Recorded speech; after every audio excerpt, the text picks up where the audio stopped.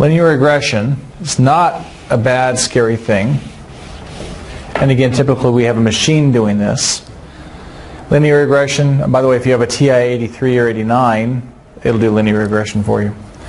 Linear regression is the process of determining the linear relationship between two variables. The line of best fit, that's the regression line, or the least squares line, and the same thing, is a line such that the sum of the squares of the vertical distances from the line to the data points on a scatter diagram is a minimum. So you want to find the line that these distances, the square of these distances will be the smallest possible.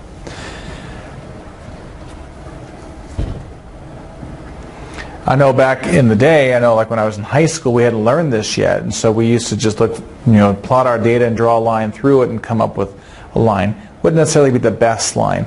This formula will give us the best line that best estimates going through that data set. So here's the formula for it. Y equals mx plus b. This is line, linear, so it's the equation of a line, where m is n times the sum x. The sum of the xy's minus the sum of x's, sum of y's. Hey, that looks like the numerator we saw a few minutes ago. Over n times the sum of the x squareds minus the sum of x's squared. That's part of that denominator we saw before without the radical. B would be the sum of the y's minus this m over here times the sum of the x's over n, the number of data points. So we're going to use the previous example. Use the data in the previous example to find the equation of the line that relates the number of words per minute and the number of mistakes made while typing a chart. Graph the equation of the line of best fit on the scatter diagram that illustrates the set of bivariate data points. So from the previous problem, we have this information. So we're going to put the appropriate information in this chart. Our n is 5. And then we have the sum of xy. The sum of xy is 2,281 minus, this is sum of x's, that's 219. Sum of y's would be 50 over 5 times the sum of the x squareds, 10,711, minus the sum of the x's, which is 219. We square that amount. It's going to be 455 over 5594, and it's a decimal point 0.081337. Now to get B,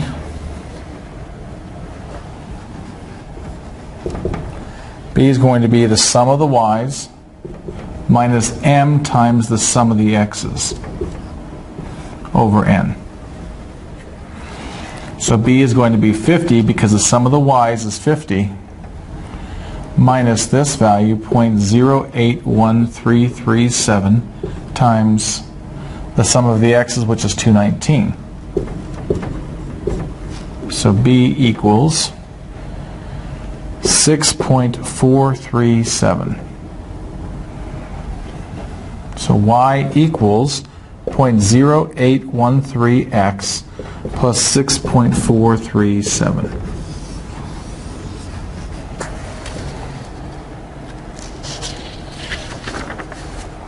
I'm going to scroll up here, so feel free to pause if you need more time to write that down. So to graph y equals, and this should have been 6.437, plot at least 2 points and then draw the graph.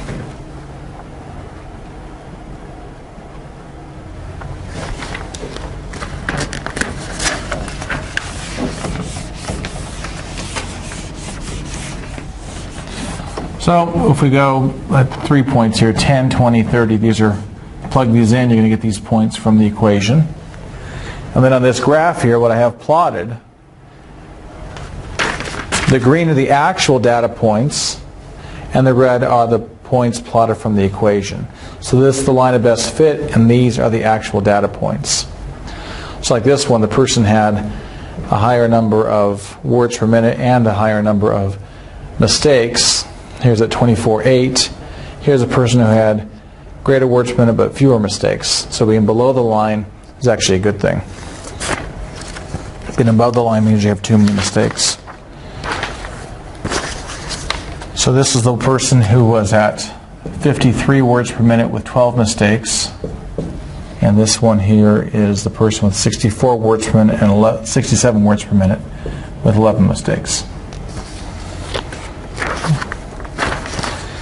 And